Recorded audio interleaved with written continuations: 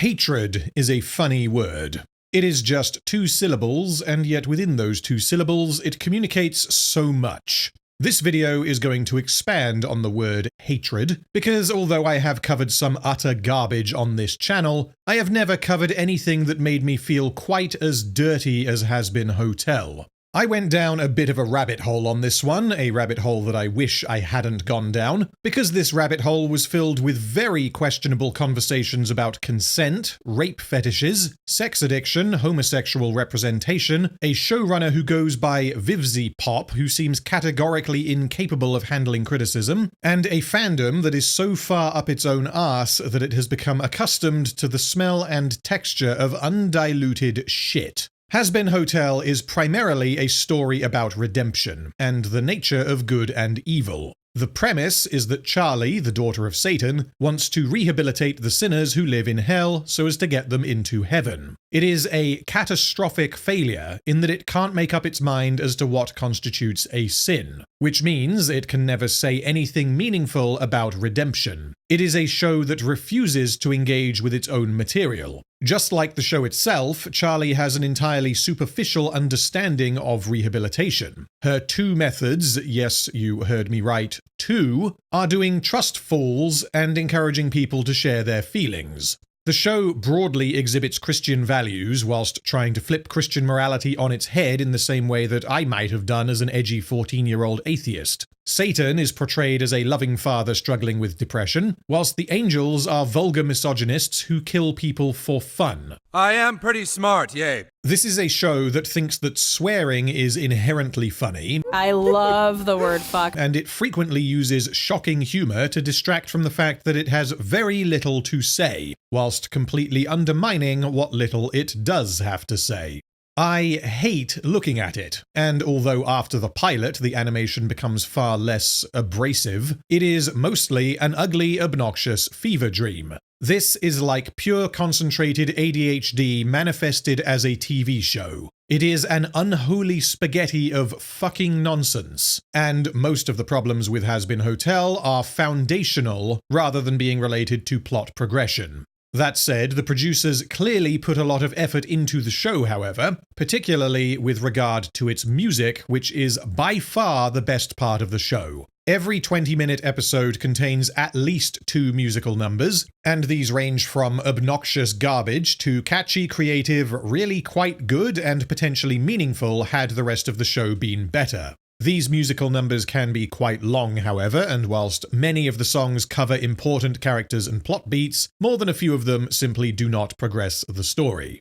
Hazbin Hotel could be described as a loose adaptation of the Bible, or at the very least, it is inspired by the Bible. For the sake of consistency with my past work, if Hazbin Hotel totally misunderstands or misrepresents its source material, then this on its own is not going to be grounds for criticism, because I would like to focus this video on the problems that the show creates for itself. If the writers tell me that actually angels are evil and the demons are good, then I will go along with that idea until they contradict their own premise, because I would like to see what they do with this idea, and I am not interested in rejecting it purely because it is different to what the Bible says. What we do need to understand as soon as possible, however, is what version of Christianity is the show adapting? What rendition of hell does the show take place in? Does the show treat morality as absolute or subjective? Does morality come from God, or is it a social construct? And the answer is, well, a little of this, a little of that. I'm sorry, what was the question again? Who cares? Look at how quirky everything is. I honestly have no idea what kind of person makes a show like this, and I have no idea what kind of person likes a show like this. This has all of the trappings of terrible writing that we have seen before in things like Rings of Power and Rebel Moon, but Hazbin Hotel is one of the most morally confused pieces of storytelling that I have ever experienced. So, am I a hater? Not really. To be a hater implies a degree of subjectivity. It implies that you haven't given something much thought and you have reflexively decided that you don't like it. I have, unfortunately, given Hazbin Hotel rather a lot of thought, and I want to make it clear that I am not simply arguing that I hate the show, because who cares? I can hate what I want, and you are entirely within your rights to dismiss what I have to say. I am arguing that Hazbin Hotel has no internal consistency. It does not understand its central themes. Its characters vary between try-hard, edgy comedic mouthpieces and genuinely disgusting and misguided attempts at exploring very serious topics. If you like this show, I'm not sorry for what I am about to do. This needs to happen, and the world will be a better place for it. Before I begin, though, I need to get one thing out of the way. Curse you, Heem, for making me watch this! This is a well-researched world that you've built.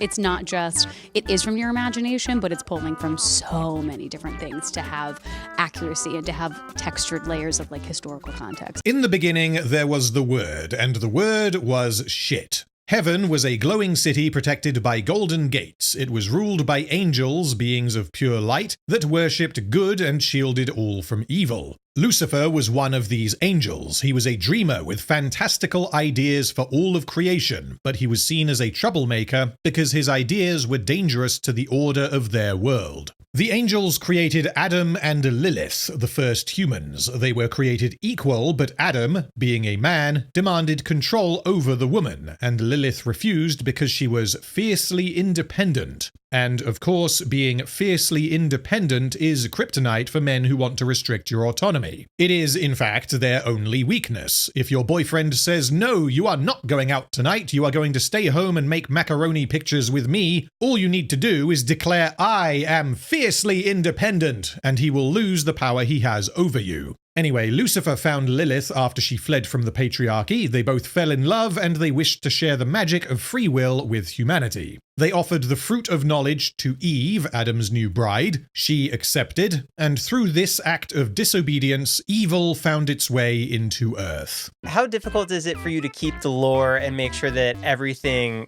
lives correctly? Oh God, I'm not good at it. Because I'm notoriously, again, like, I don't write things down, and I've got a horrible goldfish memory. This is a disaster. This is a total fucking mess. The show is simultaneously relying on the audience's knowledge of the story of Adam and Eve, whilst telling its own story that is fundamentally incompatible. In the Bible, the forbidden fruit was exactly that. Forbidden. God was like, have fun in the magic garden, but whatever you do, do not eat the forbidden fruit. Eve ate the forbidden fruit because Satan was like, hey babe, it would be really cool if you ate the forbidden fruit, and God then kicked them out of the magic garden. This was, among other things, a test of free will, because God created Adam and Eve with free will, and then presented them with the opportunity to disobey him. Hazbin Hotel, however, has told us that Eve was given the fruit of knowledge by Lucifer. She had no reason to refuse because it had not been forbidden by God, but also it was an act of disobedience even though it wasn't, and this caused evil to find its way into Earth. It makes sense, don't be a bitch. Is the show telling me then that free will is evil? I mean, the show is fucking dumb, but I don't think it's that dumb, although it's honestly difficult to tell, because by revealing that evil found its way into Earth after Eve accepted the fruit of knowledge, this means that Adam previously being like, "Woman, I commandeth unto thee, fetch mine beer, and maketh sure it is nice and chilled, lest I discipline thee with mine manlyhood," was not evil, because evil did not exist until Eve ate the fruit of knowledge. Which actually means, and I really do not think this was intended, it was good of Adam to try to control Lilith, and her refusal to comply fucked everything up and allowed Lucifer to curse humanity with evil. This also means that the angels created Adam and Lilith, and presumably Eve, without free will. But then Lilith got free will because she just, kind of did, and then the angels punished Lucifer and Lilith because they did not want humans to have free will. I fear it malformed. Anyway, that's the basis for the setting. Now I just need to rewind briefly and cover a couple of bits from the pilot, which technically the pilot isn't part of season 1 of Hazbin Hotel, but it is considered to be canon. We are introduced to Charlie, the princess of hell and the daughter of Satan. She behaves like a 14-year-old who thinks the world revolves around her, and that she is deserving of the attention of everyone else. She doesn't like violence, she is idealistic, and she wants to help people. The show clearly wants us to think that Charlie is a good person, and although she is profoundly irritating, she definitely does appear to be a good person. We have no real reason to believe that she is anything other than a kind, upstanding citizen, apart apart from the inconvenient fact that she is the daughter of Satan who grew up in hell. She is hyperactive, she seems to have about 8 different mental disorders, all of which have congealed into one of the most annoying characters I have ever seen. Hey Siri, is Charlie in Hazbin Hotel based on Vivzy Pop? Anywho, Hazbin Hotel relies heavily on Christian mythology as the foundation of its setting and story. The show takes place in hell, and it expects the audience to be aware of what hell is. The problem is that there is no one conception of hell. Even if we just take what the Bible says and we do not consider the personal views of any particular group of people, the Bible itself contains multiple contradictory passages about hell, and yet the show is not specific as to which interpretation of hell it is going with. This then leads to awkward moments like this scene here, in which the news reporter refuses to shake Charlie's hand. You can put that away. I don't touch the gays. I have standards. And I am not sure what I am supposed to conclude. Is the show telling me that homophobia results in eternal damnation? Or is the show telling me that being a homosexual results in eternal damnation? Or perhaps both? Additionally, Satan is a personification of evil in Christianity, so when you tell me that Charlie is the daughter of Satan and that she is gay, then this implies that Charlie is gay because being gay is an abomination against God, which, given how the show treats homosexuality elsewhere, I have to assume was unintentional. Anyway, we then learn that every year the angels of heaven come down to hell for population control. They massacre a few million people so as to prevent hell from becoming too powerful, and this yearly genocide is foundational to the plot. The show refers to this initially as overpopulation, but that isn't accurate. Overpopulation implies that there are too many people to feed or house, and so some of them have to go. But the rationale is entirely that the angels are afraid of hell becoming too strong. Okay, so what happens when you kill a soul that lives in hell? The answer South Park gave is that you come straight back to hell, which means you are stuck there forever because you are already dead and you can't die again. No, it can't be. You're dead. I killed you. Yeah, you killed me. So? Where was I gonna go? Detroit? The answer Hazbin Hotel gives for now is fuck you, don't think about it, but 5 minutes later it establishes that it is a common perception in hell that people in hell cannot die. I'm gonna kill him. Would that make me double dead? Where exactly do I go? To double hell? Which is fucking dumb because we frequently see people die in hell, but it is apparently normal to believe that this doesn't happen, which also makes absolutely no sense given that it is common knowledge that every year a portion of the population is exterminated. In summary then, the angels created Adam and Lilith. Adam was an incel and Lilith had free will for some reason. Lucifer and Lilith decided to give free will to humanity even though humanity didn't exist yet, and they accomplished this by giving Eve the forbidden fruit that wasn't actually forbidden. The angels were pissed off that Lucifer had given humans free will, so he was banished to hell. Every year, the angels genocide the population of hell by killing them even though they are already dead, and they do this because God is the way, the truth, and the light. Oh yeah. It's all coming together.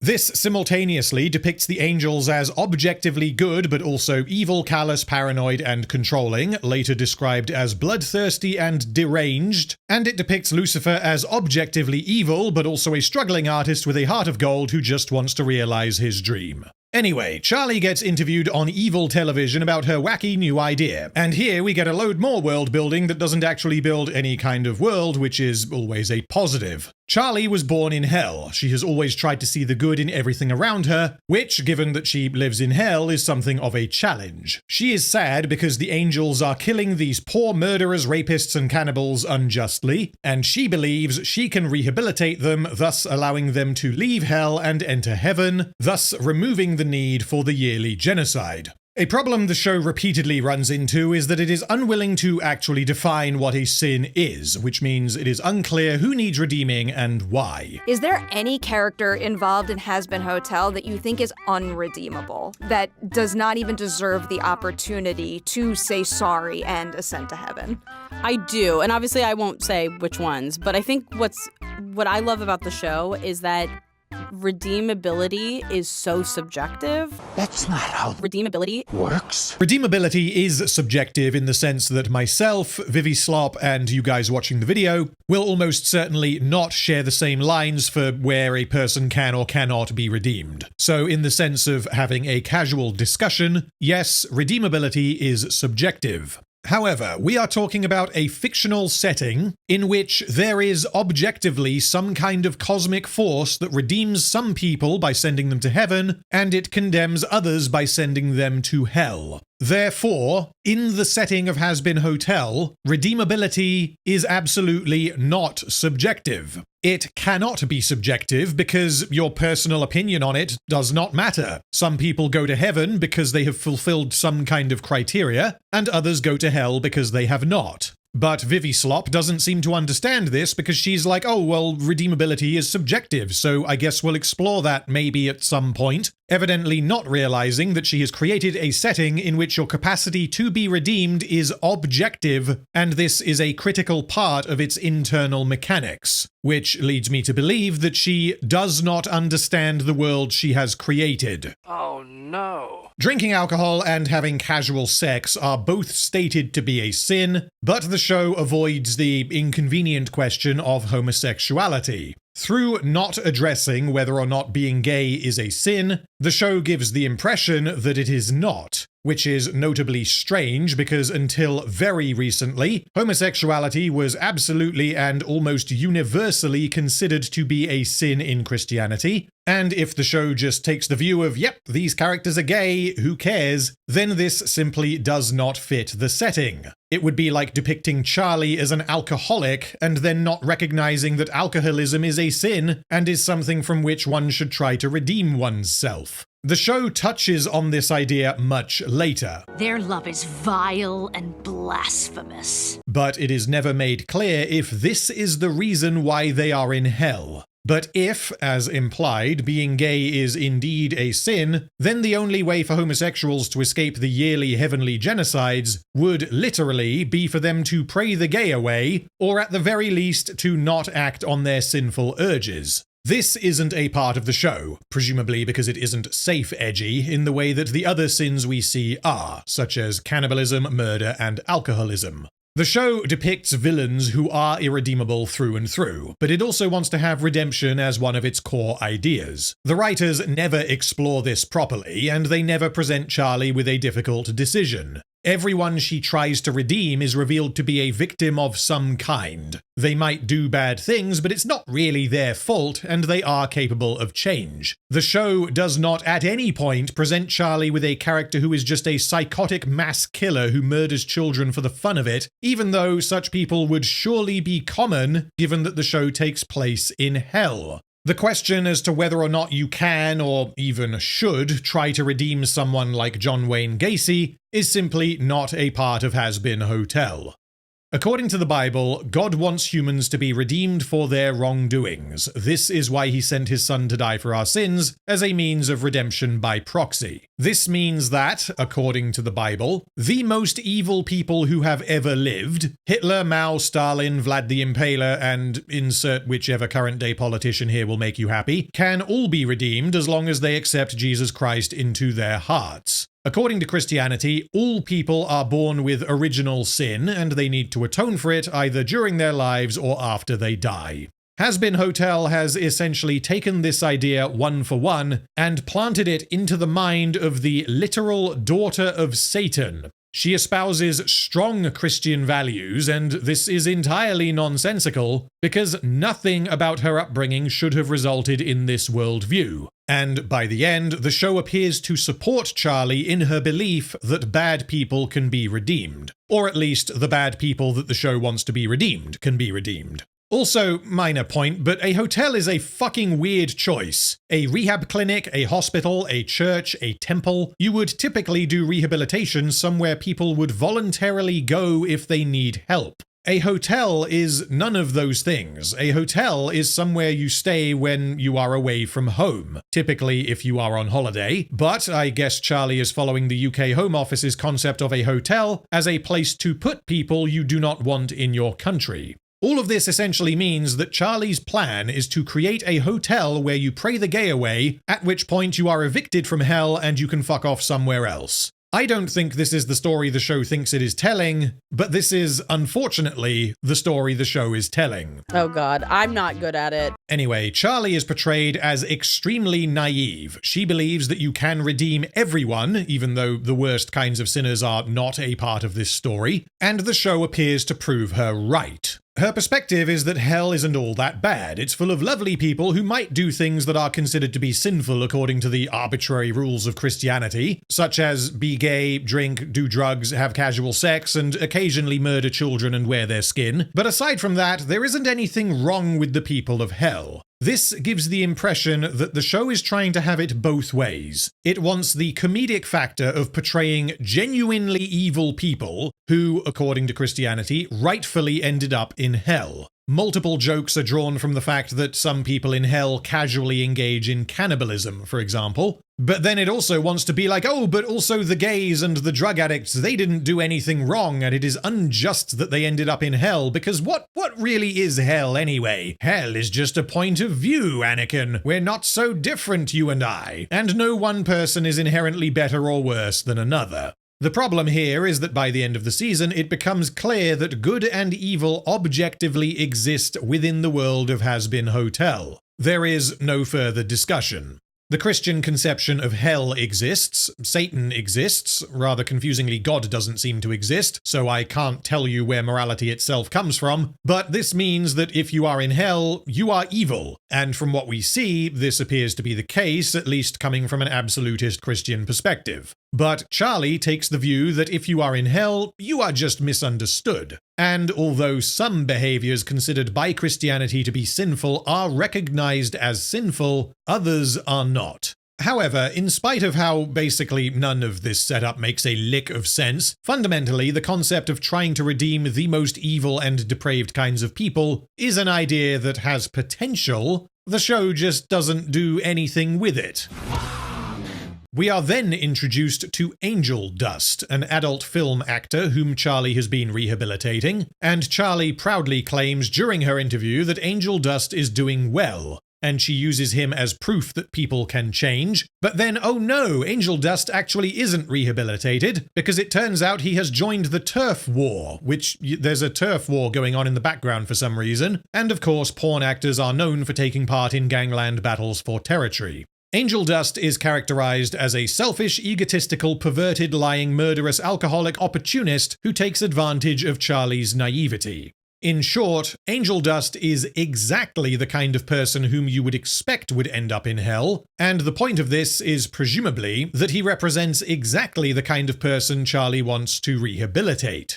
After Angel Dust tanks the interview by making her look like an idiot, Charlie and her girlfriend Vaggie return to the hotel, whereupon they are visited by Alastor, the radio demon, who claims to want to help them set up the hotel. Alastor is an occasional beacon of light in a mess of pain and suffering. He is basically a chaos demon, he is essentially all-powerful, and he enjoys watching people fail spectacularly. He is powerful enough to do almost anything he wants. We are explicitly told that he could just force people to come to the hotel to get rehabilitated, which means the story ends, but the reason he doesn't do this is because he doesn't want to. He wants to enjoy watching this absurd idea play out in front of him, and Alastor is the only character in this show that I don't dislike.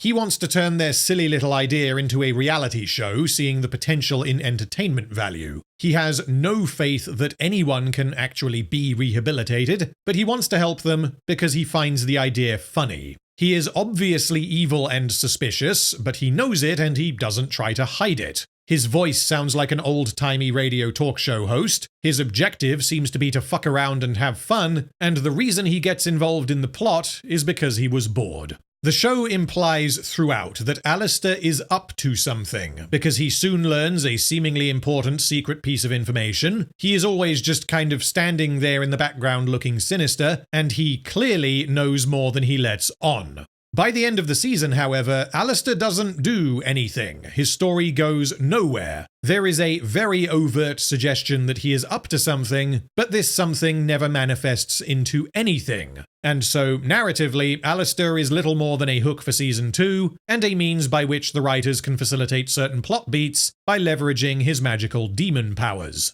Charlie then gets a phone call from Lucifer, who tells her that the leader of the angel army wants to meet, and Lucifer wants Charlie to go instead of him. This is pretty damn important to the plot, so why does it happen? Why is Lucifer too busy? Why does he trust his daughter to do this? Fuck you is the answer to all of those questions, but no time for that now. Charlie goes to the meeting and she is excited to pitch her rehabilitation hotel idea to the Angels, because the Angels should really want her to succeed, as this will remove the need for the yearly genocides. She meets with Adam, as in Adam the First Man, who is now apparently the leader of the Angels' army. Charlie tries to play into Adam's ego by showering him with compliments to get him on side, but because Adam is evil, despite being an angel, he decides to move up the next extermination by 6 months, purely because he has the power to do so. This means Charlie fails to convince Adam that her idea is going to fix anything, because Adam is an evil clown person who enjoys genociding people for shits and gigs. During this conversation, Adam insists that Charlie call him Dickmaster. He is obsessed with his penis, he is arrogant, rude, and dismissive. Every other word out of his mouth is profane. He mocks the idea of sexual equality. He enjoys killing just for the fun of it, and he thinks he is both hilarious and clever. I am guessing that the idea here is that Adam exemplifies everything that the writers think is wrong with men, given that Adam was the first man and all others spawned from his loins, and you will find no argument from me that Adam is an unbridled asshole. But given that Adam is such an unbridled asshole, why the fuck is he in heaven? This is another problem that the show simply can't answer. Heaven is good, hell is bad. The redeemed go to heaven and the sinners go to hell. That is foundational to the setting. And yet the show repeatedly presents us with good people who live in hell and evil people who live in heaven. And I simply can't explain how this is possible. To compare two characters, Adam and Angel Dust. Neither of them are nice people, and both of them do very bad things. However, the show wants us to accept that Angel Dust can be redeemed whilst Adam cannot, and that Adam ended up in heaven and became an angel despite being a worse person than Angel Dust, who ended up in hell. Which means the setting and the premise of the fucking show is deranged horse shit that is impossible to comprehend. The show tells us that everyone in hell had their chance and earned damnation, which implies that they were presented with the opportunity for redemption and they rejected it. Charlie believes that everyone makes mistakes, and so it is unfair for some people to go to hell and some to go to heaven. And yep, fine, I get it, Charlie is meant to be naive, but it is flatly unbelievable that she could grow up in hell surrounded by cannibals, murderers, and presumably diddlers, although the show completely avoids that topic, and still believe that, yeah, well, everyone makes mistakes. What really is the difference between a rapist cannibal and someone who has a glass of wine on the weekend? This is a blurring of the moral line that the show itself has presented, and it is trying to blur this line using a character who could not possibly have this view. But now we have the stakes for the story. The next extermination is coming in 6 months instead of a year, so Charlie has until then to rehabilitate as many people as she can so that the extermination is no longer necessary, even though she was just told by Adam that the exterminations will continue regardless because he enjoys doing them. Vaggie suggests that they can leverage the accelerated extermination schedule to convince people to come to the hotel for some rapid-fire rehab, because rehabilitation presents them with a chance to avoid being exterminated, even though this will do no such thing. Wait, did Charlie not tell Vaggie that Adam is just going to kill everyone anyway? Is Charlie the only person who knows this? Is everyone else in the hotel unaware of the fact that what they are doing literally does not matter? I have no fucking idea. Anyway, the next 2 episodes have very little to do with the main plot, which is certainly a strange creative decision because the opening established pretty concretely that there is a genocide on the horizon, and yet no one seems to care enough to do anything about it. Basically, all of episode 2 is focused on a rivalry between Mr. Vox and Alastor, and we do get an entertainingly catchy musical number, with plenty of visual gags relating to the competing mediums of radio and TV. Mr. Vox doesn't like Alastor, so he decides to send a mole into the hotel to fuck everything up, and he chooses Sir Pentious. Sir Pentious seems to fit in quite well as he partakes in the various rehabilitation activities, but he is caught setting up cameras inside the hotel and the ruse is revealed. Mr. Vox abandons Sir Pentious because he failed his mission in less than a day, and so he ends up becoming a genuine resident of the hotel, intending to better himself. Because when a criminal mastermind who keeps trying to take over the city gets told, "Hey, you suck, you should kill yourself," this criminal mastermind will get depressed and sign up for rehab. Also, Mr. Vox doesn't do anything in the rest of the season. Apparently he's the main villain in season 2, and this is apparently why we needed the second episode of season 1 to be filler. That is unwise. Anyway, in episode 3 we get a load of self-contained bad writing nonsense. Alastor takes Sir Pentious' egg minions away to get rid of them because they are causing problems, but actually no, he's going to a meeting with the other overlords of hell, so he tells the eggs to wait outside, but oh no, one of them is in the elevator and no one fucking notices. Nor does anyone notice the egg during the entire fucking meeting, and then Alastor is like, "Oh, hey egg, go and spy on this person for me," and this results in him learning a very important piece of information. The reason for this meeting is that the overlords collectively own millions of souls, and these souls are at risk due to the new extermination schedule. Presumably, these overlords have business interests, and these interests require either a workforce or a customer base, and so everyone getting exterminated will harm their businesses, except that this doesn't make any sense, because we have already been told that hell is overflowing with new souls, which is why heaven keeps exterminating them. We get a suggestion in the finale that these exterminations have been going on for 10,000 years. In the last 10,000 years, you're the first one to change this time. Which implies that 10,000 years ago, the angels decided that hell cannot be redeemed, and so they needed to be culled. If true, this means these exterminations began in about 8000 BC, which was the Neolithic era in which the total human population on Earth was about 5 million people, and I guess the sinful activities of these 5 million people learning how to grow potatoes and invent pottery was enough to cause heaven to be like, "Oh fuck, hell is getting too full of sinners, quick, we need to start carpet bombing them." Anyway, one of the overlords presents a decapitated angel head, claiming to have found it during the last extermination, and declaring that now that they know the angels can be killed, they can fight back. However, the argument against this is that if they fight back, they risk heaven purging all of hell for daring to move against them, which means the angels could just wipe everyone out. Okay, so why don't they? Fuck you, that's why. They don't want to, even though they clearly do. Killing is so much fun, we have been told. Good for the old shits and gigs. But the angels also need to make sure that they don't kill too many people, because otherwise the story ends before it begins. Later on, Carmilla Carmine and Zestial, two of the overlords, have a chat, and it is revealed that Carmilla killed this angel, apparently in self-defense, but she doesn't want anyone to know the truth. We don't learn how she killed the angel until episode 7, but because Alastor accidentally does spy into the building, Alastor now knows that Carmilla knows how to kill angels, and if not for this happening, everyone dies in the finale. But then, good fucking god, the shit truly hits the fan in episode 4, which happens to be the highest rated episode of the series on IMDb, which tells me a lot about the fans of Hazbin Hotel. This episode focuses on Angel Dust, a character who, among other things, will casually show the others the porn movies he made. He seems to want to have sex with literally everything, and he harasses basically every other character. Angel Dust gets a phone call from Valentino, and he leaves the hotel to shoot another porn movie. Charlie is like, "Oh no, we can't be having that. Angel Dust needs to be at the hotel so that he can be rehabilitated," and so she follows him to speak with Valentino.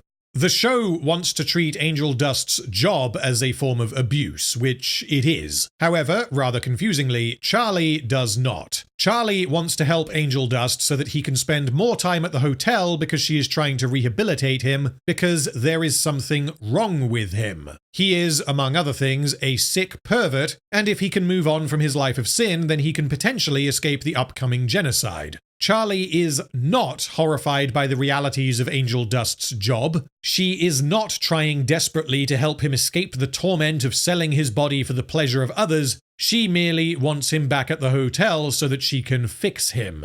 Something the show does not dive into, which it really could have, is what level of agency does Angel Dust have? Was this life of sin something that happened to him? Is he purely a victim, or did he in any sense bring this on himself? All we learn is that Angel Dust sold his soul, but that's all we get, which means we never learn the specifics as to how Angel Dust ended up here. We are simply told that Angel Dust is now a sex slave, and he pretends to enjoy it whilst actually being deeply traumatized by it. The show presents a demon contract between Valentino and Angel Dust and proceeds to use it as a catch-all without delving into any of the details. We are to assume that the demon contract means Angel Dust literally has to do whatever Valentino says. It is not possible to break the demon contract, which means, functionally, Angel Dust is a slave. It is, therefore, not possible for him to consent to anything Valentino commands him to do, because he literally cannot say no.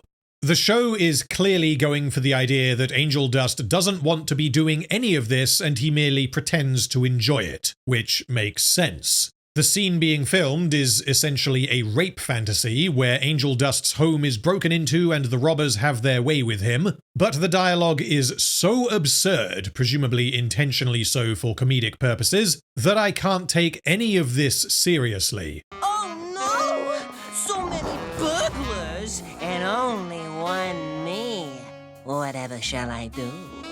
I guess I'll have to do all of you. This is not a scene in which a person is exploited by being forced to have an orgy in front of a camera whilst hating every minute. This is a scene in which a person is like, oh no, the robbers are in my house. Oh heavens no, not my holes. Whatever you do, don't do that to my holes. So the writers appear to simultaneously be treating this subject matter very seriously, but also saying, no, fuck that, let's do a load of vulgar sex jokes. This is fucking nuts because, as we learn, Angel Dust is not a voluntary employee. He is not an actor who does his job and that's the end of that. Angel Dust is a slave. Valentino literally owns him and he does not want to be here. This means the writers, for some unknown fucking reason, decided to write a scene in which a character is raped and the dialogue is overtly comedic and is even accompanied by cartoon sound effects.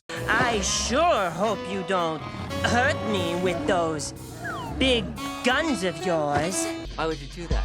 Charlie, meanwhile, is too naive to understand that asking a pimp, hey, so I'd like one of your employees to have some time off, pretty please, is likely not going to end well. And to make things worse, she clumsies all of the cameras and then everything catches fire because of course it does. This makes Valentino big mad and he subsequently beats the shit out of Angel Dust, and this is the first scene in the show that we are clearly meant to take very seriously. Because there are no jokes, there is no music, and everything is shot in a way that highlights the power Valentino has over Angel Dust.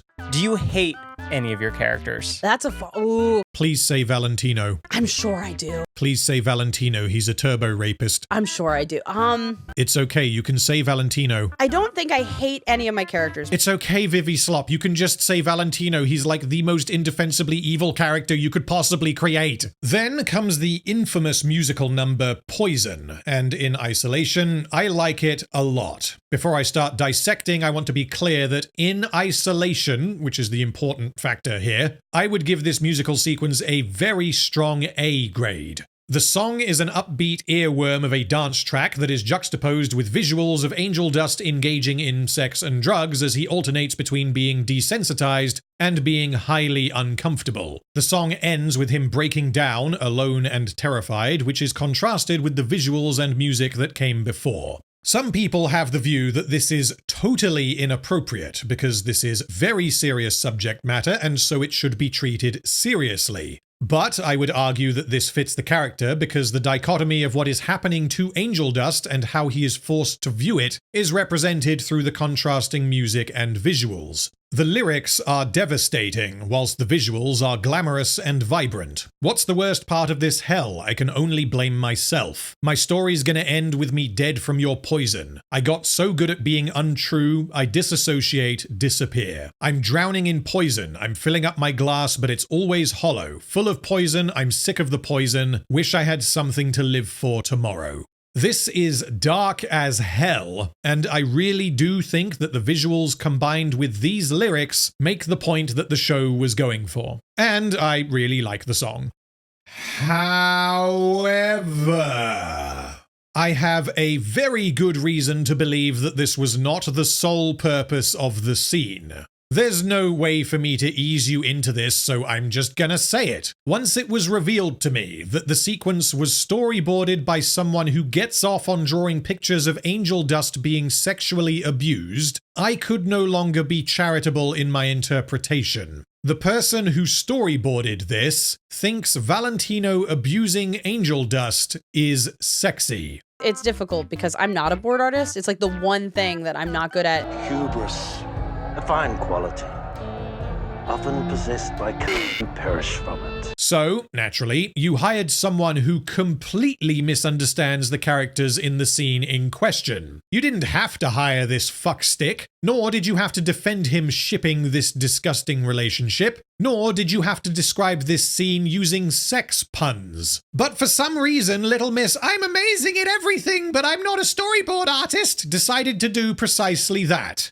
Yeah, I'm not going to show you the art because I do not want that shit on my channel. If you really want to see them, then I'm sure you can find them. But the storyboard artist who worked on this scene made a load of explicit artwork depicting Valentino, the abuser, and Angel Dust, the victim, engaging in non-consensual sex. This person is open about having a rape fetish and about shipping these two characters who are in a highly abusive relationship. This was apparently known about and defended by the showrunner herself, and this person was intimately involved in the creation of this scene. I've known real people in the sex work industry. Those are the things I put into the show because I care about them. And every time someone comes up to me and says, I've never seen an experience like mine on TV, so thank you.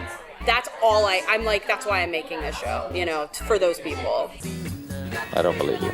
I mean, I am no mind reader, but if I was writing a show dealing with this subject matter, and if I was doing this partly because of the deep respect that I have for people who work in the sex industry, and if I wanted to highlight something horrible that happens on a daily basis and yet no one ever talks about it, the last person I would want within a city block of my TV show would be the guy you hired to be your lead storyboard artist. I don't take any kind of issue with someone drawing an explicit cartoon of two characters getting it on. I'll even go one step further and say that I don't take issue with someone drawing one cartoon character raping another. It's fucking weird, but people should be able to do whatever they like as long as they aren't hurting anyone. But I do find it a little bit disturbing that this degenerate sack of shit read the script, absorbed the story of Angel Dust's traumatic abuse, and was like, oh man, that's fucking hot. Hazbin Hotel went full method here, because the music video sequence is meant to be sexy. And it should be, because this is from Angel Dust's perspective. But I don't quite understand why they decided to get a rape fetishist to storyboard this sequence instead of someone who isn't that. Most people don't do that. You've kind of got to go out of your way to find someone who's into that shit. And this means that whilst the music video sequence clearly depicts the dichotomy of Angel Dust enjoying and hating what he is forced to do, it was, in part, created by someone who finds this hot. And it was, quite possibly, created for this person to get off to.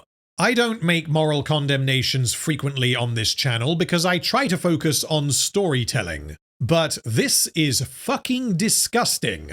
This was clearly a deliberate choice. This wasn't a guy with a weird unrelated fetish working on a scene about a street race or whatever.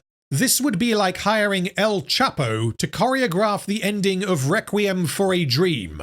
Maybe El Chapo would do a good job, but the decision to involve him in a scene like that would raise my eyebrows into fucking orbit. My view has always been that the behind-the-scenes stuff doesn't change what is actually on screen, because the work is able to speak for itself. If Vince Gilligan was suddenly outed as a murderous drug dealer, then that wouldn't suddenly make Breaking Bad worse. However, if Vince Gilligan was hired to make Breaking Bad because he was a murderous drug dealer, then this would make me seriously question the moral integrity of everyone involved, and whether or not they had the slightest fucking understanding of the subject matter they were dealing with. But, to remain consistent, even though knowing about this behind-the-scenes shit makes me hate this fucking show even more, I am still going to compliment the Poison music video sequence as the best part of Hazbin Hotel.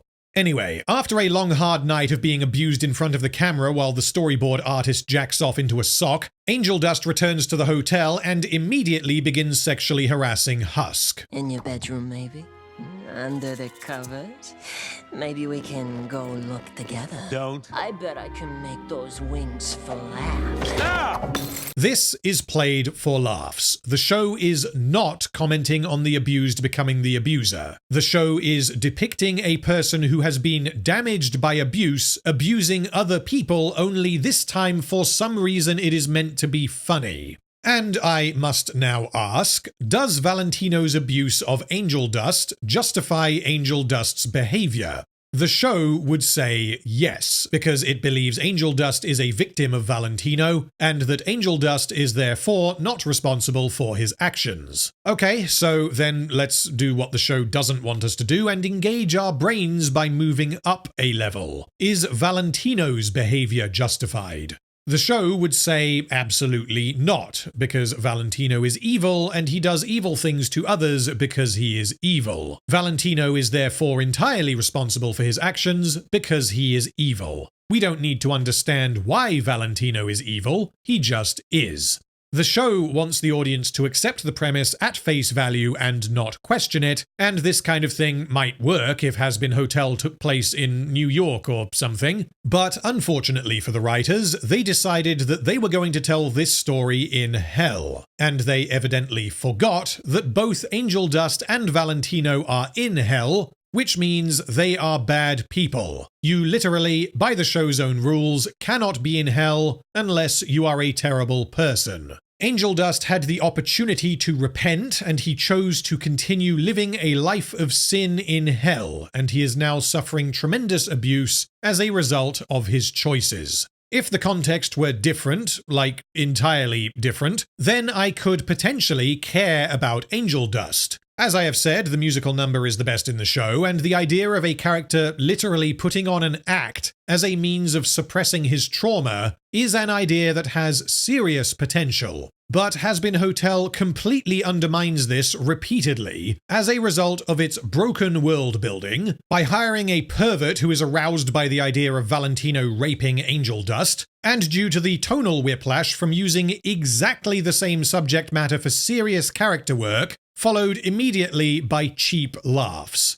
Charlie then asks Husk to make sure Angel Dust is okay, and Husk follows him to a bar where he is found snorting coke and heavily flirting with a group of gangsters. One of them goes up to the bar and Husk notices him roofie Angel Dust's drink, so Husk intervenes and rescues him. Angel Dust is pissed off, saying that he knew his drink had been spiked and he didn't care. Husk tells Angel Dust to cut the act, and Angel Dust replies, "It's not an act! It's who I need to be! This is my escape! A place where I can get high and not have to think about how much it hurts. And maybe, if I can ruin myself enough in the process, if I end up broken, I won't be his favorite toy anymore. And maybe he'll let me go." Husk empathizes with this because he also made bad decisions, leading to him being owned by Alastor. This allows him to connect with Angel Dust in a way that no one else has. Husk is trying to rehabilitate him in a sense, but instead of taking Charlie's approach of, "Hey you, be better," he is trying to help him accept who he is. These two do have a connection because Husk ruined his life due to gambling, and Angel Dust ruined his life due to sex. And although they are obviously not the same thing, they are both a form of addiction.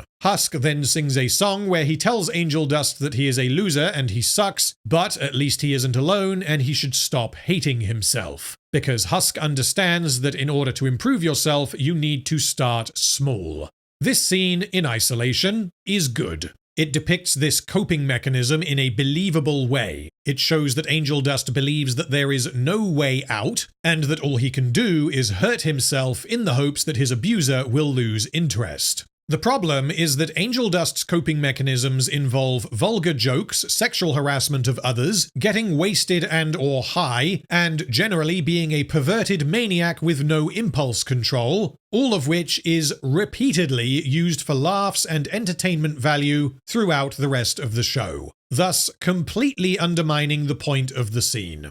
Angel Dust is a deeply, possibly irreparably damaged person who is self-destructive. He literally cannot escape his tormentor because of something demon contract, which means the abuse is going to continue. Husk managing to break down his walls and having an honest conversation with him, being like, yeah man, life sucks, but you're not alone, is good and does make sense for both characters, but this does not suddenly mean that all of this trauma goes away. This should be the first of many steps towards a possible rehabilitation, if such a rehabilitation is even possible. But, from this point on, Angel Dust is cured. What a fucking joke. Charlie then realizes that the hotel thing isn't really working, so she begrudgingly decides to ask her dad, Lucifer, for help, believing that Lucifer may be able to get her another meeting with Heaven, given that the previous meeting with Adam did not go well. Because this show is really clever, Lucifer is introduced to us not as a manifestation of evil, nor is he introduced as the show previously described him, as an apathetic artist tragically unable to realize his non-specific dreams. Satan is a silly, reclusive goober who plays with rubber ducks. Again, the show flirts with the idea of tackling a serious topic, because Lucifer has clearly been suffering from depression since Lilith left him. He clearly still loves Charlie, but thinks she doesn't want to see him, which is why he keeps to himself. This has the potential for some interesting, albeit unoriginal character work, but the writers just can't resist undermining their own ideas by having Lucifer's ringtone literally be fucking clown music. Daughter calling? Oh! So, before we continue, what am I supposed to think about this character? Am I supposed to find him funny and adorably awkward? Surely not, because Lucifer is explicitly stated to be partially responsible for the yearly genocides. He demonstrably does not care about hell, because he could intervene, and yet he was like, fuck it, go ahead, I'm gonna play with my rubber ducks. Am I supposed to think that he is a good person who has become apathetic and is in need of some good old-fashioned rehabilitation via his daughter? Surely not, because he is literally Satan, and he is by the show's own definition, evil. Anyway, Lucifer visits the hotel and Charlie introduces him to everyone, and they all do the one thing that they do as defined by their singular character traits. Vaggie is gay, Serpentius is cartoonishly evil, Angel Dust wants to fuck everything, Husk is indifferent, and Nifty is a maniac. During the episode, Lucifer makes it clear that he believes sinners are the worst, which is true. It is in fact the reason why they are in hell to begin with. And so, he does not believe that the rehabilitation plan is going to work. Lucifer gave humanity free will, and he doesn't like that most of them used this freedom to make choices to fuck up themselves and everything around them. We still don't know why Lucifer wanted to give humanity free will, nor do we know why they still have it if this was against the angels' plan, as in the angels could have just deleted Adam and Eve and started again. Lucifer, however, views the people of hell as people who made bad choices and must now live, or rather die, with the consequences. He has no interest in helping anyone because Krypton had its chance, and he doesn't want Charlie to make the same mistake he did. Charlie's dream is to rehabilitate people to save them from the angelic apocalypse, and Lucifer believes this will not work. So he wants to save his daughter from the inevitable disappointment when things don't work out. He has been there, and he doesn't want this for her. This is a good idea. Shame about all the holes. Anyway, Mimsy is here now. Who is Mimsy? Fuck you! She literally bursts through the door and starts singing about herself, and the singular reason this character exists is to allow Lucifer to make his point. For you see, Mimsy stole 50 grand from some sharks before engaging in some good old-fashioned vehicular homicide, and this results in the sharks launching fireballs into the hotel. In something of a surprise, Lucifer then appears to make an argument against uncontrolled mass immigration. You see? This is exactly what I'm talking about, Charlie. You build something nice, you invite people in and offer them everything, and they just bring violence and chaos to your doorstep. Because hell is hell, you can't have nice things in hell because the worst people imaginable will end up in hell and they will destroy it and everything you care about. I have no idea if the writers were in fact commenting on contemporary immigration issues, because Hazbin Hotel is about as focused as a crackhead telling you about the dream he had last night, and it is entirely possible that the writers are having Lucifer voice the anti-immigration position so that Charlie can prove him wrong. Okay, fine, except that once again, because the show takes place in hell, this does not map onto reality. The reason why people keep destroying everything in hell is because the people who live in hell are definitionally, unambiguously, and entirely bad people who belong in hell. Of course they firebombed the hotel. But random, what about the good ones? Fuck you, retarded alter ego, there are no good ones. The show takes place in hell, which means if the writers were trying to make a point about immigration, then they once again totally undermined it by having Satan be absolutely fucking right. I'm not good at it. Okay, so the show has told us pretty conclusively that Lucifer loathes these people. They misused the gift of free will by using it. They only cause problems, and this is why he is a recluse. It would therefore be accurate to say that Lucifer wants there to be less people in hell. Okay, so then, Lucifer, my dear, you have a couple of options. One option is to kill them. You are Satan. You can just snap your fingers and delete people given the insane shit you do later in the season. Alternatively, you could support Charlie's idea of rehabilitation so as to get these people away from you and into heaven. Alastor said earlier that he could have literally mind-controlled people into getting rehabilitated, and we must assume that Lucifer is vastly more powerful than Alastor, which means he could just solve this problem, but he chooses not to. The only reason we get for this is that he believes heaven will not listen. They didn't listen to him, and they won't listen to Charlie. He wants his daughter to avoid feeling the same pain that he did. But then they sing a song and Lucifer decides, actually, okay, I'll get you that meeting, because he realizes that the reason Charlie is so insistent to realize her dream is because she was inspired by him. That's cool and everything, you can have your sweet father-daughter bonding moment, but it doesn't really work if the daughter admires the father for not giving up on his dream even though the father gave up on his dream, and it also doesn't work if the father could have just solved the problem himself with basically no effort. It is safe to say that things are not going well for Hazbin Hotel, but in these final 3 episodes, everything is going to completely fall apart. I guess an analogy would be that at this point the show is like someone has tried to build a house and they've failed spectacularly. So what we have is a load of bricks scattered across the ground, we've maybe got some scaffolding that hasn't been put up properly, and I don't know, maybe they started building the roof before realizing that it needs to go on top of the finished house. However, by the time we get through these final 3 episodes, what was a terrible attempt at building a house is now a smoking crater. Anyway, Cherry Bomb is here now, and she invites Angel Dust to come and get wasted, and Charlie, rather confusingly, decides to invite everyone else to go with them for a responsible night on the town, whilst she and Vaggie go to heaven. Charlie evidently believes that Cherry Bomb, this person she has never met who literally just blew a hole in the wall of her hotel and was like, hey motherfucker, let's go tear shit up just like the good old times, would be the responsible adult in the room and would make sure everyone else was drinking Coke Zeros and alcohol-free beer. What you really need is a recharge, a reinvigoration, a responsible night on the town! Well, I guess it's because Charlie is retarded, because this would never work and she is insane for trusting Cherry Bomb. Yes, I know she gives Cherry Bomb a big stack of cash, but Cherry Bomb is obviously a terrible person and there is nothing close to a guarantee that she isn't going to inject that cash into everyone's arms and thereby undo all of the progress Charlie has made by getting them to do trust falls. Charlie and Vaggie then go to heaven, and this is stated to be their last chance to convince the angels that souls can be redeemed, even though, as far as we have been told, Charlie could just ask her dad to hook her up as he has done twice before.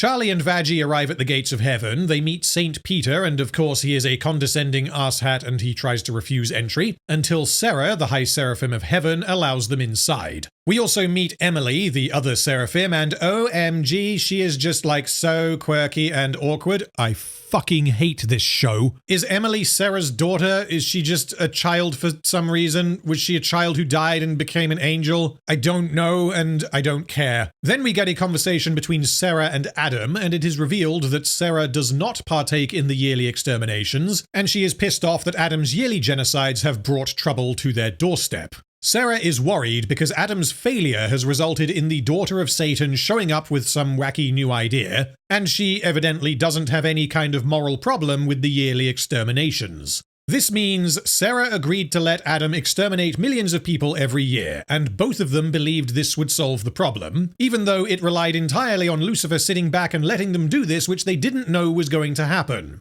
Sarah then instructs Adam to do whatever he needs to stop this problem getting worse. Well, the answer is that you kill everyone in hell. The angels literally have no reason not to do this. They are depicted as massively overpowered because it is implied that they have been doing these yearly exterminations for the last 10,000 years, and only one single angel has ever been killed. The Seraphim are evidently morally okay with preemptive genocide, which means the show is telling us that they are both willing and able to wipe out every soul in hell. And honestly, I kinda wish they had, because then the show would have ended in its opening exposition dump. Adam then visits Vaggie when Charlie goes to the zoo because she's not allowed to be here for this conversation. And in a shocking twist, it is revealed that Vaggie was part of Adam's extermination squad. She was an angel, and he named her after the best thing ever, which is why her name is Vaggie, although everyone except Adam pronounces it as Vaggie. This means that Vaggie decided to come with Charlie to heaven so that the plot could happen. Yes, she did try to wriggle out of it, but Charlie was like, "Oh, please," and she was like, "Oh, okay, go on then," whilst knowing that this could likely reveal her secret identity and thus destroy the relationship she has with Charlie. I must also highlight that Charlie cannot consent to whatever activities these two got up to, because Vaggie has been hiding the fact that she is an angel and has killed thousands of people, something that we must assume would be a deal breaker for Charlie, given that her entire motivation in the show is built on her trying to prevent future exterminations. Fantastic. This isn't the same as going on a date with someone and pretending to be slightly wealthier than you are so as to get them into bed. This would be like having an ongoing relationship with someone and then learning that actually this person was not a person at all. They were in fact 3 ducks in a woman costume. These ducks were behind both 9/11, the Chernobyl nuclear disaster, and the Holocaust, and these ducks have kept all of this a secret from you because they feel kind of bad about it now, and they just want a normal life. And because the show has decided that Vaggie is a sympathetic character, we are to overlook the fact that she killed thousands of people at a minimum because she let one get away. The show clearly believes that Vaggie does not belong in hell, but based on what it has told us, Vaggie is more deserving of a place in hell than any other character. What actually happened is that mid-genocide, Vaggie the Exterminator found a poor sweet summer child who was also a demonic hellspawn. She felt sympathy and thus decided to let the child go. This relies on multiple factors that either don't make sense or are not explored. It requires that there are innocent children in hell, which there definitionally cannot be according to this show. In fact, the mainstream interpretation of the Bible is that children do not go to hell, period, because it would not be fair for God to punish children who die before understanding the difference between right and wrong. It requires that Vaggie partakes in this yearly extermination without realizing that it would involve killing children, which means she was totally okay with slaughtering thousands, and this is never addressed, nor is it made clear why she did this to begin with. It requires that Lut, another angel, just so happened to witness Vaggie letting the child go, and Lut then executed her on the spot and she ended up in hell. She happened to bump into Charlie, and the rest is history. I can't watch anymore. Adam then blackmails Vaggie, threatening to reveal her lie to Charlie, and he asks her to help him shut down Charlie's rehab hotel idea during the hearing. Vaggie, of course, refuses. I guess I'll just tell Little Miss Butterflies and Rainbows that she's been fucking someone who's killed thousands of her people. The show simultaneously seems to understand how fucking bad this is, because what Adam says here is absolutely correct. Vaggie's actions are beyond horrifying, but she never suffers any consequences for her actions beyond Charlie being mildly annoyed for a couple of scenes. Later, the court hearing begins, and before we get started, I want to clarify who wants what and why. Charlie is trying to convince the angels that her rehabilitation idea can work and that therefore the exterminations are unnecessary. If she is right, then this will mean the very people Heaven was exterminating will end up in Heaven, which is something they do not want. How she intends to prove that her idea will work is unknown because it simply hasn't worked. 5 months have passed, and both of her 2 residents still partake in sinful behavior. We just understand slightly more about why they do this. Sarah, the High Seraphim, wants to keep the people of Heaven safe, and she will use pretty much any tactic to achieve this. There are no circumstances by which she would ever allow people from hell to enter heaven, because even if they appear to be rehabilitated, this would still be a needless risk. Adam wants to make sure Charlie's idea fails because he enjoys killing people and he doesn't like Charlie. And Vaggie has to make a choice to either help Adam or to support Charlie and risk her murderous past coming to light. Let us begin and see it come to pass. Charlie begins presenting her evidence, and she references her success in rehabilitating Angel Dust, claiming that he is making incredible progress. Adam is like, lol no, and so Charlie turns the question around on him by asking Adam what it takes to get into heaven. This is actually a smart move, perhaps the first in the entire show, because Charlie has some understanding of Adam's character, and she believes, rightfully, that his existence as a heavenly angel is evidence that the whole system is unfair and nonsensical. Adam is unable to respond because he is a cartoonishly evil idiot who has no idea of what constitutes right and wrong, despite being an angel himself, and despite the fact that he was a mortal who then got into heaven, and after a brief moment of panic, he declares that there are 3 things that you must do to get into heaven. Act selfless, don't steal, stick it to the man. Setting aside the fact that this is demonstrably untrue because Adam is obviously selfish and everyone present is aware of this, Charlie doesn't notice this and she is like, oh, well, I bet Angel Dust is currently doing all 3 of those things right now, which, if true, would therefore mean that she has proven her point. This entire premise is nonsensical. Everyone goes along with Adam's retarded bullshit rules for how you get into heaven, despite the fact that the angels know that he just made this up on the spot and Charlie should be able to make an educated guess, and Charlie then attempts to convince everyone that Angel Dust's current behavior fits these retarded bullshit rules. What follows is an argument built on a premise that should fall apart immediately. So, Adam opens a cosmic TV thingy, and we see that instead of responsibly playing patty cake while drinking sparkling water, Angel Dust is of course in a nightclub, but not just any nightclub, this is a sex club called Consent. He turns down the offer of imbibing illicit substances and only caves after further pressure from Cherry Bomb. This is because Angel Dust has apparently made so much incredible progress by talking about his feelings and doing trustfuls that he is not only able to reject the vices of sex and drugs that define his character, but he is able to reject these vices whilst in precisely the environment where he would typically indulge them. Yeah, he's still being abused by Valentino, and yeah, he casually mentions that this abuse now involves waterboarding, but because he was open with his emotions that one time with Husk, he's making incredible progress. He no longer needs to get high to deal with the pain of his existence, and he is able to suffer through countless hours of physical and mental abuse as a slave to the whims of his tormentor in the harsh, lucid starkness of reality. This is not how rehabilitation works! Angel Dust does end up having shots and getting wasted, but this is only after pressure from Cherry Bomb, which means if not for her presence, we are to believe that Angel Dust was functionally cured as a result of what happened at the end of episode 4.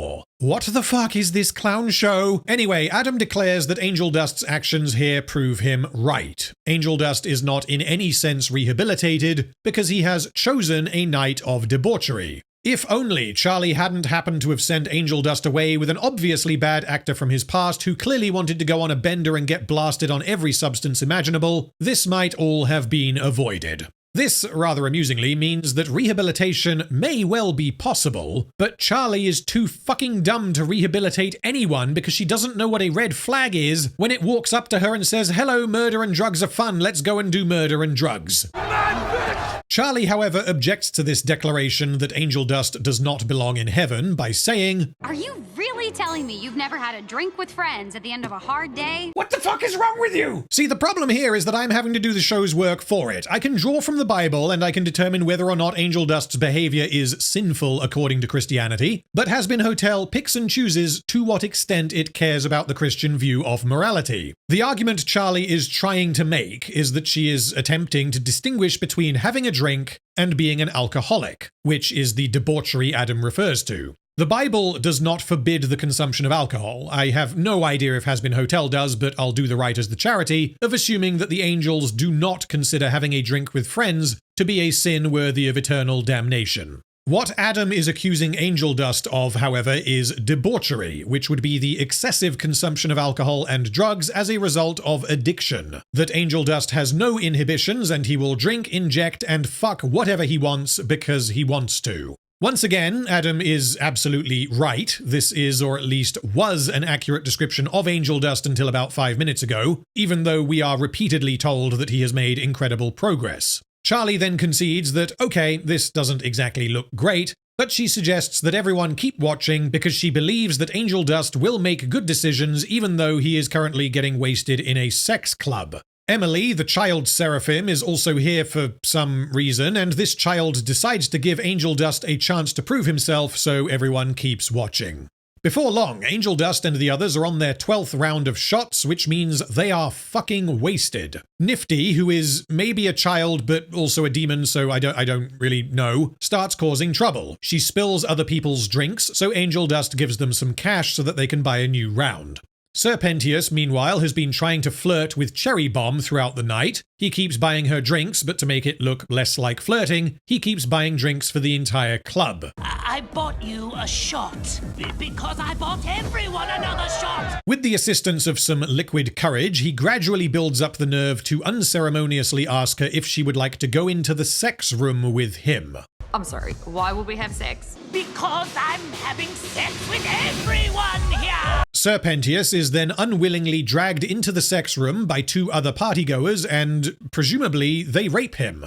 What? The joke is that he uses the same cover-up for buying shots as he does for the offer of sex. His inability to interact with women results in the mild inconvenience of him having to repeatedly buy shots for the entire club, followed by the larger inconvenience of him being raped. This is darkly comedic. It has a setup and a payoff, it follows the rule of 3, and a pattern is established and then broken via surprise cupboard rape, which is shocking, but also quite amusing because this all happens as a direct result of Serpentius's characterization. The problem, however, is that the show has decided that Serpentius is not a sympathetic character, so him being violated is played entirely for laughs. Serpentius is not going to get a musical number where he sings about the abuse he suffered and how this traumatized him, resulting in his complete detachment from women, subsequent depression, substance abuse, and potentially death. Because Hazbin Hotel does not take the idea of sexual abuse seriously. Hazbin Hotel treats it as it treats everything else, as a tool for emotional manipulation, but also shock humor as and when it is convenient. And if you don't believe me, ask the showrunner.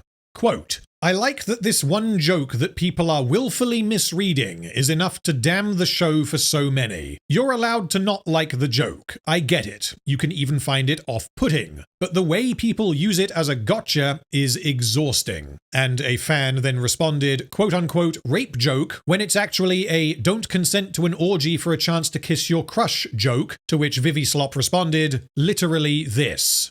Vivi Slop, darling, I really shouldn't have to explain this to you. If someone consents to something, or appears to consent to something, and then when the thing they are supposedly consenting to starts happening, and they begin screaming and clawing at the floor to get away, this is what is known as the withdrawal of consent. obviously the hellish patrons at the sex club that is ironically called Consent do not care whether or not Serpentius is consenting, which is why they do what they do. But that doesn't mean that this is not rape. Yes, the joke is indeed a don't consent to an orgy for a chance to kiss your crush joke, but the punchline is that Serpentius gets gang raped. And whilst these kinds of jokes can be funny, no, I do not think that rape is automatically off limits when it comes to comedy, and I actually found this one amusing because of the absurdity of it. This, unfortunately, completely undermines what the writers were trying to do in episode 4 with Angel Dust. And the fact that Vivi Slop watches this scene that she fucking wrote, and she goes, oh, well, Serpentius consented, so it's all good, leads me to believe that this arrogant cretin doesn't know what consent is.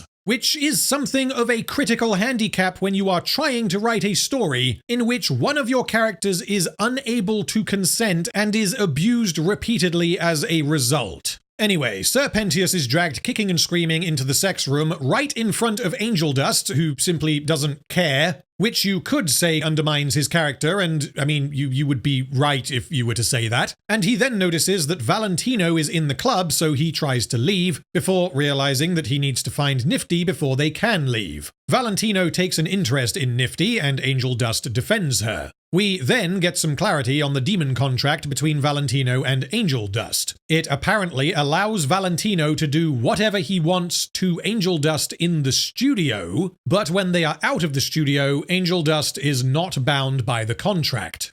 The fuck?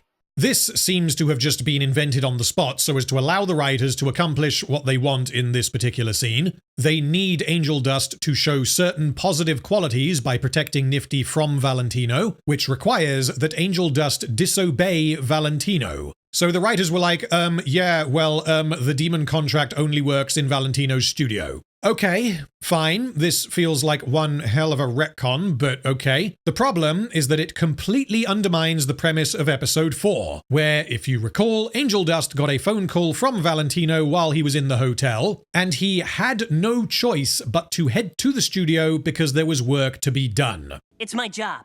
I know you want to fix everything, but unless you can fix my boss, there's nothing you can do. This was presented as though it was dictated from on high, and Angel Dust literally could not refuse. This was then reinforced by the reveal of the demon contract itself, indicating that Angel Dust doesn't just have an overbearing boss, he is literally a slave and he has to do whatever Valentino says. But by revealing that actually the contract only binds him when he is physically in the studio, this then means that Angel Dust could have just not gone to the studio in episode 4. He could in fact never go to the studio. He could ignore Valentino's phone calls. This is an easily exploitable loophole, and I simply cannot believe that someone as controlling as Valentino would ever sign a contract that says, I fucking own you, but only if you are inside this one particular building. This destroys what the writers were clearly going for in episode 4, which presented Angel Dust's abuse as something from which he could not escape.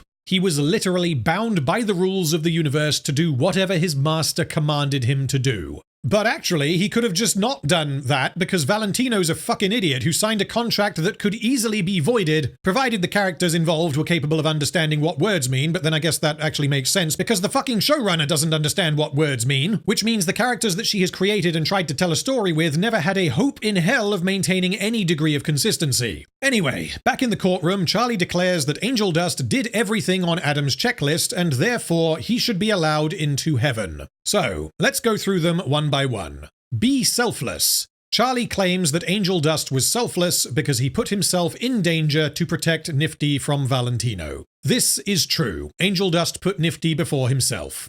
Don't steal. Charlie claims that Angel Dust stopped Nifty from stealing the drinks from the other partygoers. This is not true. Angel Dust simply paid to replace the drinks after Nifty had already trashed them. Angel Dust also did not stop Nifty from stealing part of Valentino's fur coat, but that's... we don't need to talk about that because Valentino is evil, so we can steal from him and it's all good. Stick it to the man. Charlie claims that Angel Dust stuck it to the man by standing up for himself. This is technically true, but in order to allow Angel Dust to stand up for himself, the writers had to retcon what many people consider this show's best episode. So that's a solid 1 out of 3, or I guess a 2 out of 3 if we accept the retcon. And the writers decide that this is enough to prove Adam wrong. So Adam then asks, if Angel Dust is such a good person, why is he not in heaven? Yeah, why isn't he here?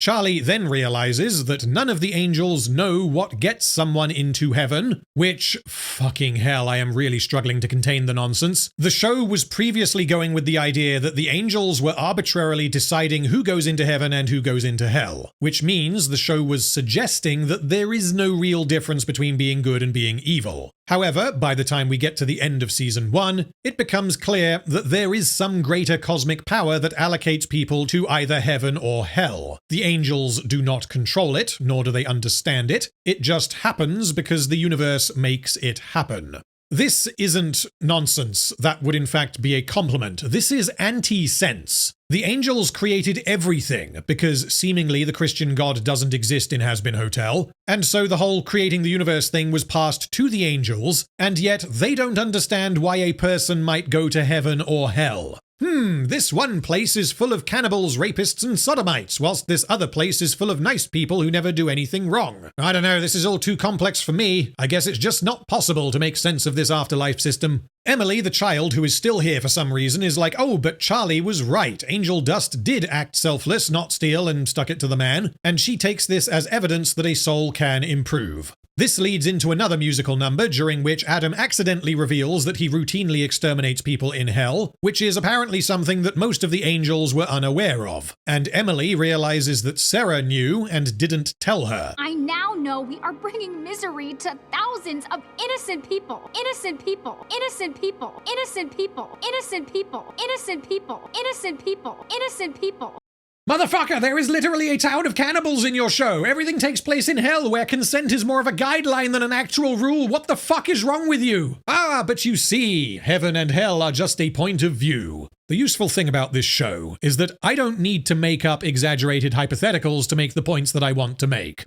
Let's take Angel Dust as a direct example, because he is the example the show uses. Angel Dust is guilty of many things, including murder, sexual harassment, multiple addictions, excessive cursing, and homosexuality. He presumably did some or all of this while he was alive. He was given the opportunity to repent and chose not to, and he continued to do all of this in hell. Now he has demonstrated some base level of responsibility by protecting Nifty in the sex club. Why is she even there to begin with if she has the mentality of a 5-year-old? And because he stood up to Valentino and he didn't steal anything, this serves as evidence that the whole system is broken and bad people can be good. I don't know why I have to say this, because it should be blatantly fucking obvious to anyone with an IQ higher than a carrot. Bad people occasionally doing good things does not excuse the bad, and good people occasionally doing bad things does not excuse the good. If you work your entire life to make the world a better place, but in a moment of weakness you take the Lord's name in vain and you covet your neighbor's widescreen TV, this does not mean you belong in hell. And if you live a life of sinful debauchery but occasionally manage to walk down the street without stealing from the homeless, then this does not mean you belong in heaven. Hazbin Hotel's view of morality is so unbelievably simplistic. And what makes this so obnoxious and irritating is that it clearly thinks it is being clever by providing a thoughtful commentary on the nature of morality. Have you ever considered that bad people are not always bad? Yes, you fucking spanner, I too have been alive for more than 5 minutes, and I have spoken to more than 2 people, which means I am indeed aware that most people don't fall neatly into clearly defined categories of good and evil. And we still have no idea how you actually get into heaven, because the show continues to lean on the Bible without ever being clear about what it has to say about good and evil. Hazbin Hotel has no idea what a sin is. It doesn't know what redemption is. It doesn't know what good and evil are. And I have never seen a TV show with a worse grasp on its own themes than this.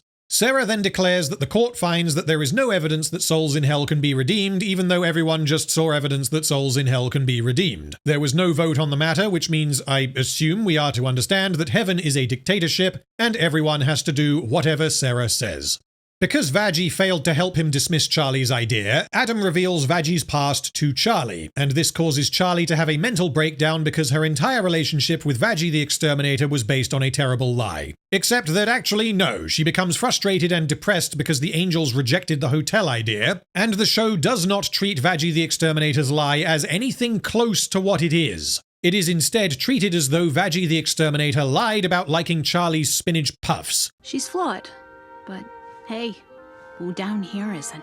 Shut up! Because Charlie immediately sends Vaggie the Exterminator on a mission and the lie itself is only acknowledged briefly. The person I trust most has been lying to me for years. I didn't even know that was possible. If you did, would you have told me? Charlie not only appears to get over the 3 years of Vaggie the Exterminator lying to her face about the fact that she has killed thousands of the very people Charlie is trying to save, but she also trusts Vaggie the Exterminator to help them against the angels moments after having learned that Vaggie the Exterminator is Vaggie the Exterminator. There is no reason to trust her whatsoever, and the show completely avoids the prospect of Vaggie the Exterminator having been a mole working for the bad guys, or the good guys, or the neutral non-specific grey area guys, because I have been reliably informed that good and evil is a point of view. Anyway, if you cast your minds back to episode 3, Alastor learned, as a result of a long line of coincidental happenings, that angels can in fact be killed. He tells Charlie that the angels are not as indestructible as they seem, and he offers to make a deal to provide more information. Alastor reveals that Carmilla Carmine killed an angel during the last extermination, and that she knows how to harm them, and in return, Charlie will give Alastor one favor at a time of his choosing that does not involve harming anyone.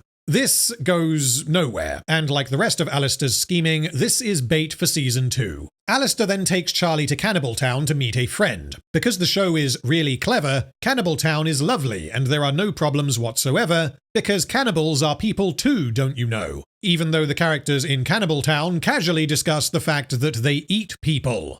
This is both nonsensical and a painfully desperate attempt to be funny, and so Cannibal Town fits right in with the rest of Hazbin Hotel. They meet with Rosie, another overlord of hell who is in charge of Cannibal Town, and they tell her that they need the cannibal population of Cannibal Town to help them defend the hotel from the angel attack, and Rosie agrees because even though they still don't have any guarantees that they can kill even a single angel, they are cannibals, and cannibals like eating people, and Alastor promises that they can eat the angels that they don't yet know how to kill when they are done. You're all going to die! Why would you ever agree to this? Meanwhile, Vaggie the Exterminator pays Carmilla a visit and tries to enlist her to help them fight back against the angels. Carmilla refuses because she doesn't want to invite destruction into her house and onto her people, which doesn't make any sense because destruction is upon her whether she would invite it or not. This is in fact why she arranged the Overlord meeting in episode 3.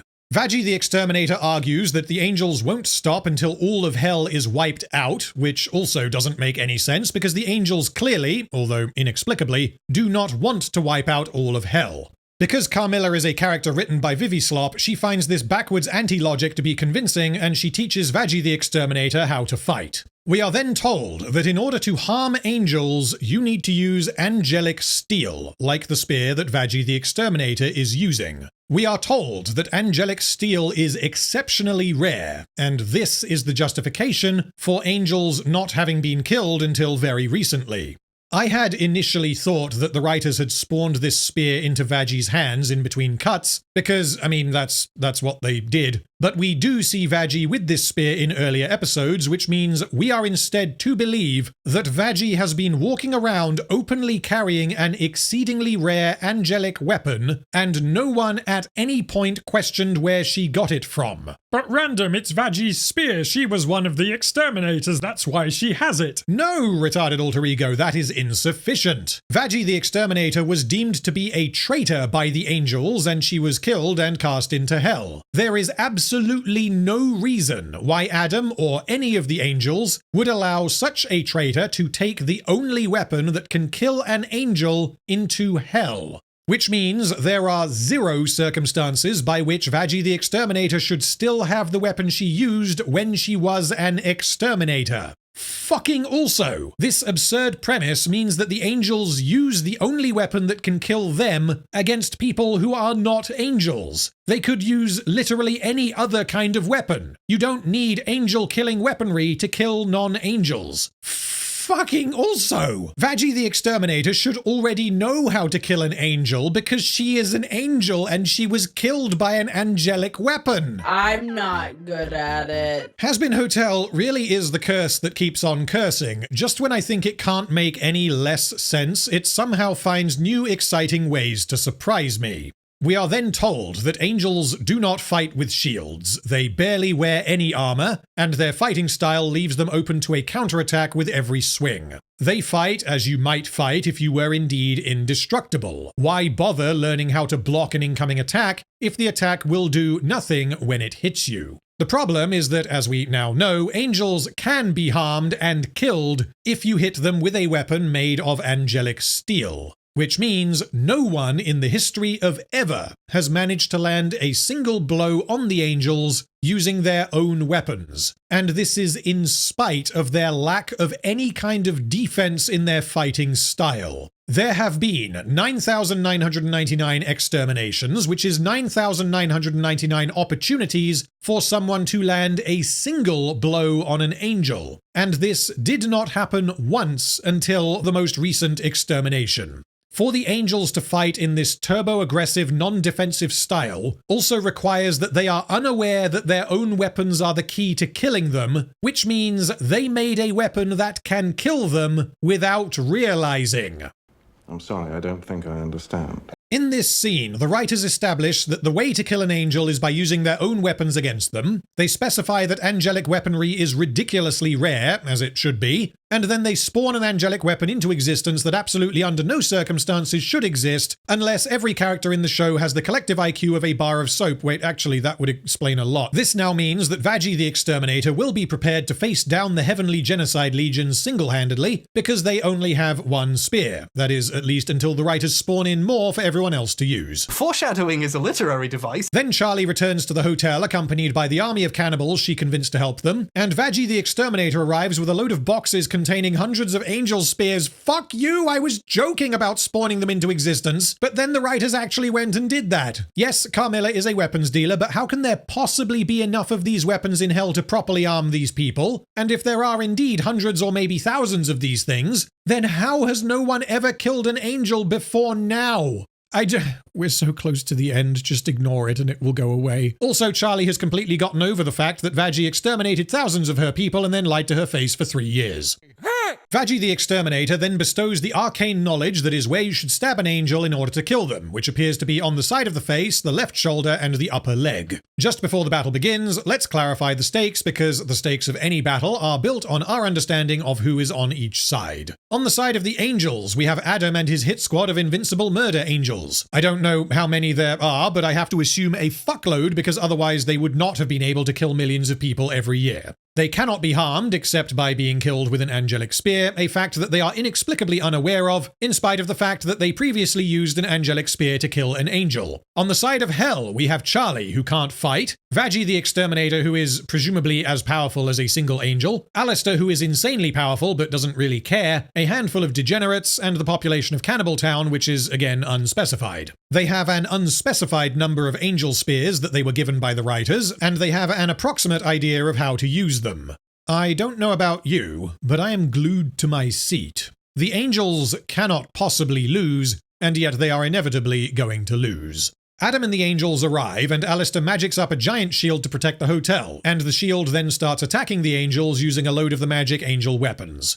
I mean, I know Alastor is powerful, but I didn't think he could just single-handedly take on an army of angels on his own. And given that he can, this makes the army of cannibals rather redundant. This actually pisses me off because the show has essentially lied to the audience. The previous episode involved Charlie frantically trying to find a way to fight back against the angels, which is why she acquired an army of cannibals and a truckload of angel-slaying weaponry. But then this episode opens the battle with Alastor just pulling some insane bullshit that makes the previous episode almost entirely pointless. Anyway, during the battle, they kill a bunch of angels using angelic weapons, except for the many times where that is no longer necessary because fuck you, what even are stakes anyway? The writers then appear to remember that they can't spend an episode setting something up only for it to not happen, so they have Adam punch the shield and bring it down immediately, which is apparently a thing he can do. We then get a fight scene between Alastor and Adam. Alastor loses, and he disappears. Serpentius then realizes that they are going to lose unless someone deals with Adam. He kisses Cherry Bomb and confesses his love for her, thus demonstrating that he has grown as a character, and he sacrifices himself to defeat Adam.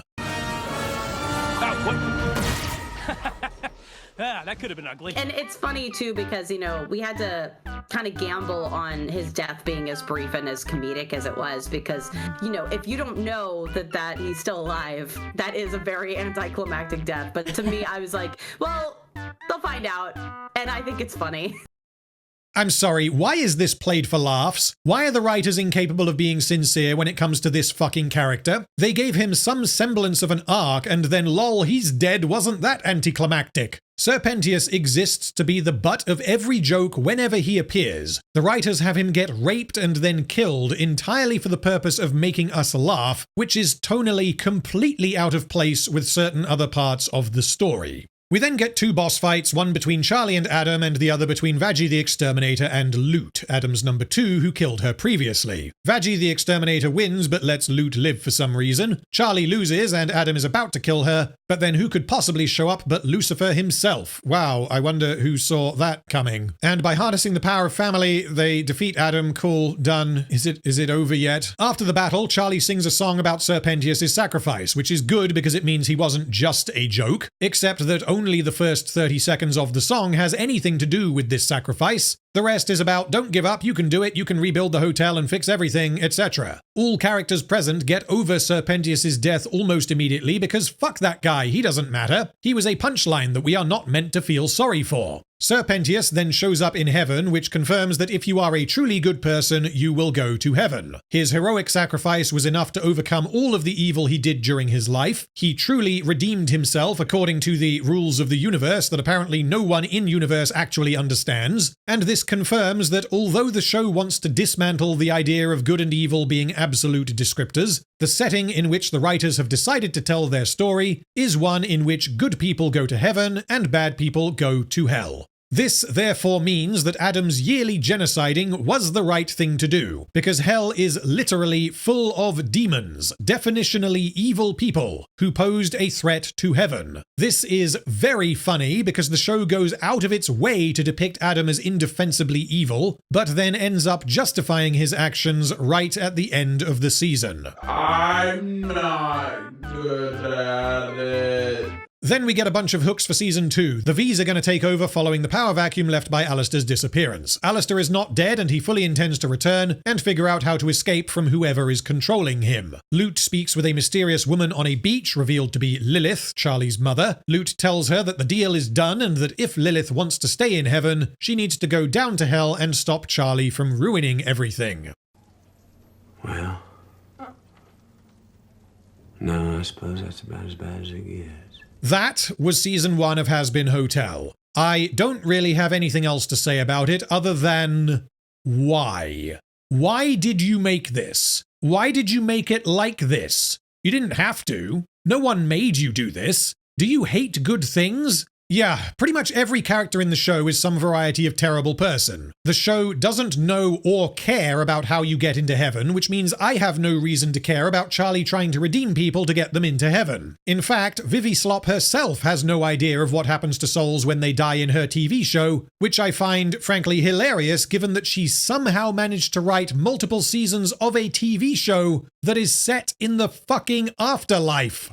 Do they? That's a good question. It's definitely something that we potentially will explore, so I can't definitively answer. The world building is contradicted in almost literally every scene, and the show insists that it is being clever and meaningful by pointing out certain hypocrisies within religious dogma, but then it never actually delves into the nature of good and evil. Some characters have shades of grey. Others are entirely good or entirely evil. Others are portrayed as good when they are in fact evil, and others are portrayed as evil when they are in fact good. This means watching Hazbin Hotel is like listening to a 5-year-old confidently explain to you how car engines work, And all you can do is just smile and nod. You might be impressed by how confidently wrong they are, but at the end of the day, they are still wrong. This show feels like the showrunner came up with a couple of baseline ideas. What if angels were evil, and what if Satan was a depressed loner trying to reconnect with his daughter? Ooh, and what if the daughter is trying to rehabilitate people in hell? That has potential, but none of that potential is realized because Hazbin Hotel does not engage with its own ideas. It avoids them, it contradicts them, it misrepresents them, it forgets them. I am aware that there is a second season of this fetid discharge. No, I have not seen it. No, I do not intend to see it. But if you enjoyed this video, please leave a comment letting me know, and I might consider inflicting Season 2 of Hazbin Hotel on my poor brain once I have recovered from Season 1. Anyway, that about does it. In the video description, you will find links to my second channel, the community Discord server, and my Patreon. Thank you again for watching. I hope that all of you have a lovely day, apart from you, Heem, because you know what you did. I hope you have enjoyed, and I will see you in my next video.